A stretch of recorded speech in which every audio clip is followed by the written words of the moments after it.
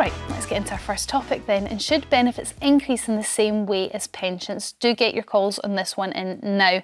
The Chancellor, Jeremy Hunt, has confirmed that the Tories will keep the triple lock on pensions if they win the election. Now, the pension triple lock is the government's promise to raise state pensions every year, either by the level of earnings, inflation or 2.5%, whichever is the highest. Now, a cross-party group of MPs think that people receiving universal credit should be guaranteed annual increases in the same way pensions are. But do you agree with that, Lynn? No, I don't agree with that. I do think that it needs to be considered. We can't just see inflation increase, and we're not doing anything for those on benefits. And I understand a lot of people on universal credit also do work, so I'm not forgetting that. However, I just get this feeling, and I know millions do, those who go out every day and work hard feel like the forgotten people. And everything always seems to be for the pensioners and oftentimes for those on benefits. Now, we're seeing an increase of people. There are currently 5.6 million people on benefits. And there are 1.3 not looking for work, but are of working age. We're going to see this increase if we are now going to promote the benefit system to say, oh, we're going to keep on increasing it. We're going to have almost like a triple lock, like we have for the pensions. Being on benefits is supposed to be there as a safety net, but it's not supposed to be comfortable. You should not think, I am benefiting from being on benefits. It should be a momentarily thing that you now decide, I don't like being on benefits. It's not enough to live on. I'm going to go out there and get a job. But when inflation increases, it becomes more and more uncomfortable. And is that the sort of state we want to be living in? Well, about half the kids in Britain who are classed by the government as living in poverty are in a household where somebody is working, because there is a big problem with low pay. The minimum wage for an adult is only £10.42 an hour. You try and live on that. A lot of benefits actually go to people who are in work through universal credit. It's to top up low pay, it's a subsidy for employers, but it works. So if you're increasing benefits in line with inflation, average wages, or at least 2.5%, which is the pension triple lock, and let's be honest, the pension triple lock has not produced great riches for pensioners at only, now was it £203.85? Well, you only get that after you've paid 35 years of national insurance contribution, so you're not getting something free. But raising benefits in line with wages, inflation, or that 2.5%, or benefit many people in work. They're low paid. It's not just people who don't work, the unemployed. But what about who are sick or disabled? I mean, look, they deserve a fair package. Yeah, just for interest of just fairness, there are several benefits that actually do have to go up every year. And disability benefits, a lot of disability benefits are in that list of things, so they do go up. We're talking about the ones working that can go back to work or even look for more hours. When I used to work in welfare to work, a lot of people would say, I don't want any more hours because I like still receiving my benefits as well as going to work. We need to make work work. So my thing is, how are we going to pay for it? We're already seeing the most people that pay tax is 40%. However, versus those in households receiving benefits is over 50%. So there's more people on benefits, a part of households, than paying taxes. The reason some people say, I don't want to go back to work because I'll lose my benefits is the clawback, the rate at which for every pound you get extra, you lose your benefits and you pay tax and national insurance. The marginal rate is more than 50%. It's higher than a millionaire pays, because they will not pay any more than 45% income tax and 2% national insurance. So you think there has to be a rejigging of the benefit system? Absolutely. But a lot of people stay on benefits because of the perks, the free dentist, the free prescription, it should not be comfortable to stay long-term on benefits. The system is designed, we've got 14 years of conservative rule, it's designed you will always get more if you go to work than if you don't. However, sometimes it isn't worth people going to work if you've got bus fares, train fares, got to pay for childcare. Whatever extra they earn will not cover that. And I understand we've got to construct a system that incentivises people better. I hear you wanting to incentivise people back to work, but what about, as Liz said at the beginning of this conversation, about the people that go to work that aren't on benefits, that are just really trying to do the best for their family, paying their taxes, and they seem to get, they're also suffering a cost of living crisis, and they always seem to get forgotten. Yeah, so some of them, if they look at their wage slips, in law you have to get a wage slip, self-employed is different of course, you will find you'll get a universal credit top-up. That is a benefit. Some people think that is coming from the employer. It's not. It's a payment from the government. So they will benefit too if benefits are uprated. But you've just confirmed what I said, Kevin. You said, you know, some people stay on benefits because it's better for them to be on benefits because of bus service, all those sort of perks. And now you're essentially saying, well, let's increase it and hike it up every time inflation goes up, which is going to make it even more better for people to stay on benefits. What if inflation goes down? That was an argument to reduce the clawback. Yeah. How much your effective tax rate is in the sense of paying income tax, national insurance, and having your benefits cut. We need to reduce that. What if inflation You can't goes just down? look at a problem in it. Well, if inflation goes down, would you take back the benefit? It'd be like pensioners. You would get whatever the average increase in wages is, or 2.5%. If that is large. And do you think a lot of people on benefits would be able to handle having their benefits reduced, getting used to that amount, irrespective of inflation? Benefits would never be reduced. That's not the way inflation works. The triple lock is you get the higher of average wage increases, inflation, or a minimum 2.5%. OK, sorry, I'm going to take a call. Hugh from Birmingham, what's your thoughts on this? Do you think universal credit needs to be increased in the same way as pensions? I don't think it should, because pensioners already work their whole life in order to put all what they put into the kitty. Therefore, they should get an increase way above that what benefits should be. So benefits should not increase in line with pension. People on benefit, yes, they can get an increase, but it should not be increased in line with pension. Okay, pensioners have worked their whole life. I hear what you're saying, but you kind of agree with the premise of a guaranteed increase with inflation to benefits, just not maybe as high or as pensions. Is that right? Well, it can be increased, yes, but not in line with pension and not in line with inflation. Anyway, it should be just below inflation, because Sorry, if you're going to say that, then what you're saying is that every year that passes, people on benefit are going to find it harder and harder and harder to survive on the money that they're given. And don't we, as a society, want to look after our most vulnerable? Yes, I do understand that, and that is so. But the people who are working, they are at a disadvantage. The one who are working, because if you're just earning just above the minimum wage, you can't get any help, no benefit, nothing at all. Hugh, you do. And you might be struggling to pay your bills, and you can't pay them. Hugh, you do. You'll almost certainly qualify for universal credit if you have children, if you're on the minimum wage.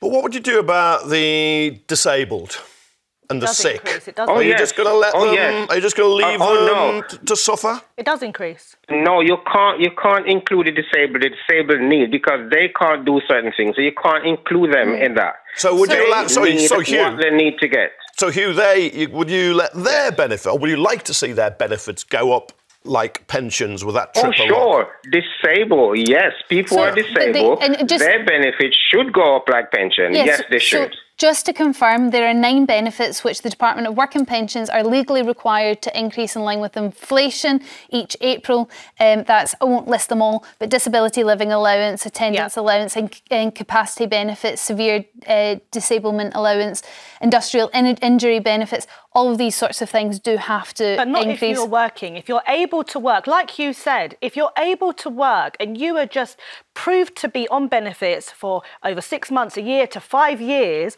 why should you get an increase? Go and get a job. Exactly. Exactly. You can't just sign on and get free money. You've got to show you're looking for work. No. I mean, there are real pressures in the system now. One of the big faults of just raising benefits by inflation is if you're on benefits, you tend to be lower paid, and inflation is higher for you than it is for people on higher incomes, because you spend more of your money, a bigger proportion, on, say, food. Last inflation figures, 4% across the board, but food was going up 5% still, so it was rising faster than average in inflation. Yeah, we don't want to be in a situation, Lynn, where we've got people on benefits still not be able to put food on the table. That's surely what that money is there for. It's there to pay the basics. And as inflation increases, people increasingly on universal credit find themselves unable to pay for those basics? I think, like I said, when it comes to the people that are receiving disability benefits, of course it should be, they have no choice. But as Hugh said, if you are able to work, the taxes that fund people being at home who are able to work, who are for whatever reason deciding not to, that's what it's paying for. If I don't decide to get up every day and go to work, there will be no taxes to facilitate those who are for whatever reason are able to work and they're not going to work. Why should they see an increase when people who are working, pensioners who have worked for decades... That's a small number of people that you're punishing. It's not a small number, it's increasing. How many people are unemployed? How many people are getting job seekers allowance? 1.3 million. Yeah, and it's increased. So and it's increased. That in a country of 67 million. I understand why some people might be resentful if they know somebody or suspect somebody is gaming the system and not bothering to work. I get it. But that is 1.3 million people in a country of 67 million. But we still have 1.3 million people who would rather not work than work, if indeed that's what's happening. No, so how do you solve, how do you come to... If you keep increasing but they're all not wanting to work. Some live in areas where there aren't jobs. You can be stranded, say, in a Welsh valley, and it's very hard to get a Cardiff for a job. No. And then there's also a churn. It's not the same 1.3 million people every month who are out of work. You lose your job, you might be out of a job for a couple of months, and then you get a new job. You have a natural churn in the economy. So all those 1.3 million should not be branded as work. But Kevin, why did we reach almost the highest figures with jobs available in 2003? There was like 2 million vacancies crying to be filled, and that 1.3 are not going to look for those jobs. I'll tell you exactly why. Because the vacancies, the jobs, and the people and their skills don't match up completely. If you live, if you're in London, you can probably walk into a job. I can tell you, around the rest of the country, it is not as easy. But that's why you have transferable skills. When I qualified from university, I didn't go into the job of my dreams. I sold bin liners for a living. Yeah, we've all done that. There you go. We've all done when I speak to a lot of these entitled people that want a job, I only want to be an astronaut. You start somewhere. You've got to start somewhere. How many? Look, I'm being facetious. It's a popular. I know, but how many people are saying that? You're probably zero. Loads of people are saying. That is why. Loads of people with degrees are saying they're only going to go into a job relatable to their degree. Go out there, do retail, cannot just turn up and get free money. Get a job. Thank you very much for your call. Andrew from London, you're up next. What's your thoughts on increasing universal credit in the same way we increase pensions?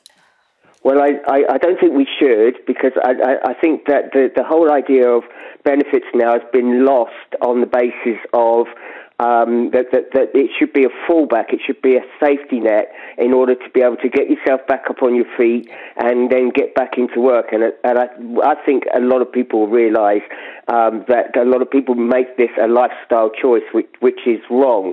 And so the question I wanted to ask was, forgetting disabilities and people, that's a totally different thing. Yep. But for a huge amount of people in this country, if there never was a welfare system, do we not think that a huge amount of people in this country who are not working would be working? And if they would be working, they should be working.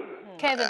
Andrew, who are these huge amount of people who are not working, who would be working? Like, if you go back to before the welfare state, whether you want it founded after the Second World War, or you want to go early 20th century before the First World War, when the Liberals brought in pensions and so on, there was abject poverty.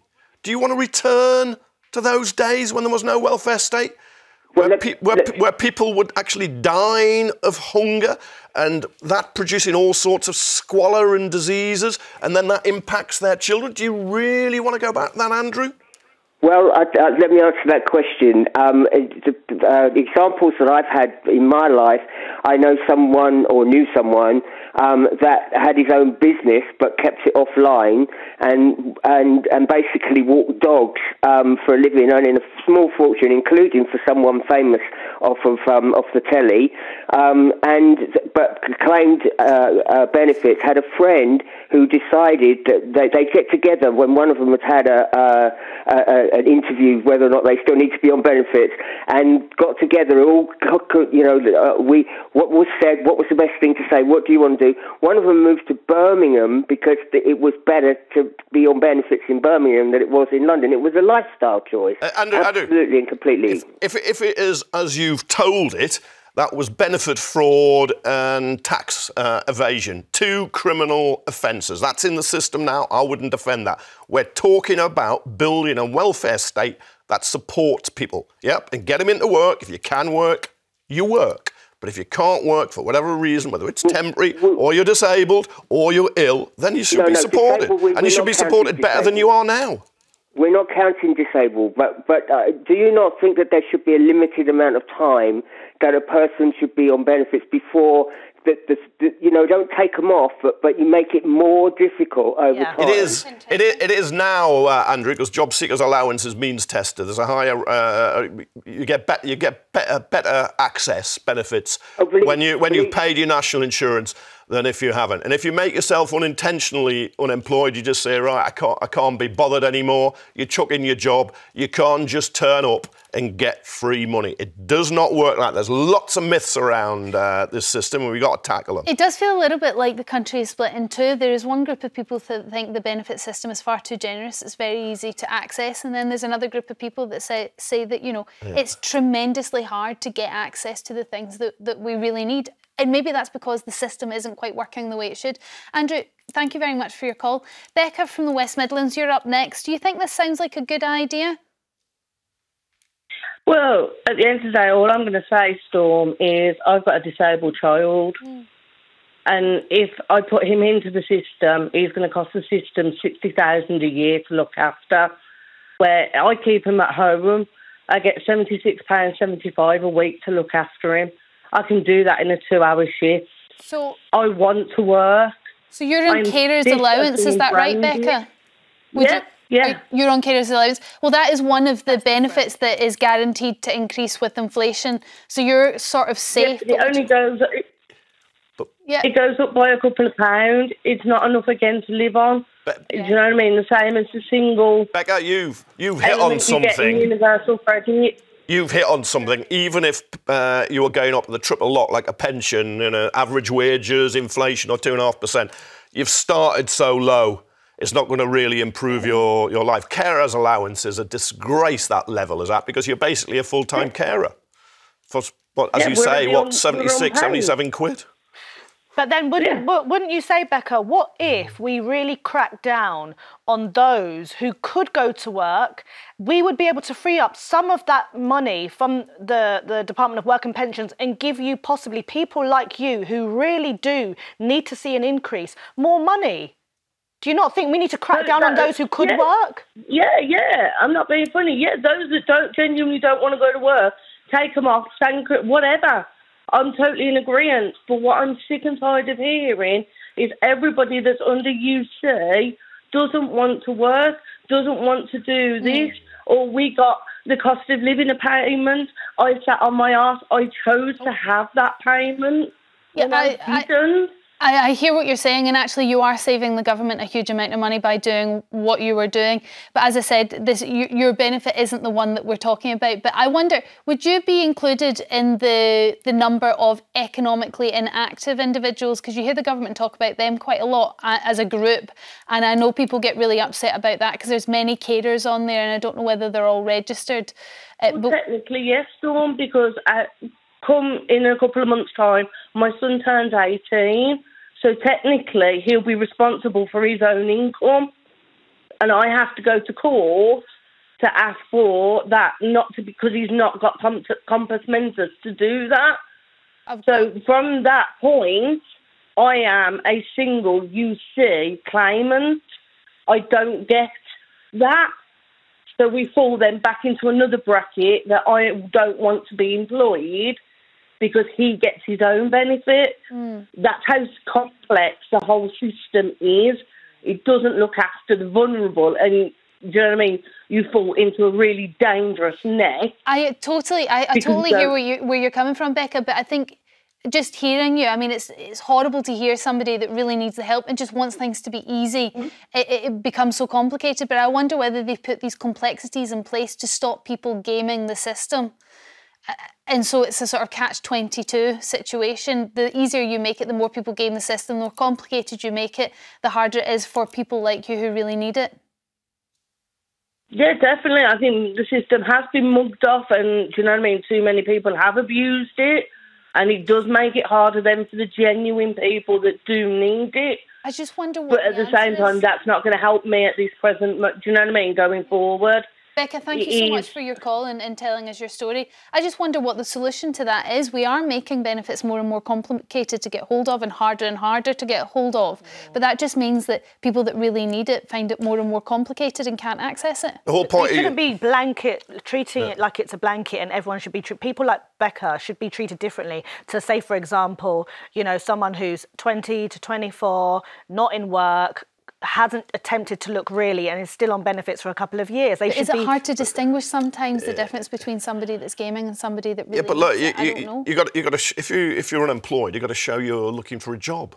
You've got to fill in a book, but a lot of it is not genuine. Credit. I've been that advisor where they say, look, here's 100 jobs I've applied for. There's no genuineness in that. They're not genuine. You can pursue it because you need tests and checks. Of course you do. And if you can work, you should work, and you need to push people into work, whatever the barriers. But the whole point of universal credit was to simplify the system. And it's failed miserably. Well, it certainly doesn't sound that simple for Becca, particularly in a couple of months' time. And happy birthday to your son when that comes along. Thank you very much for all your calls.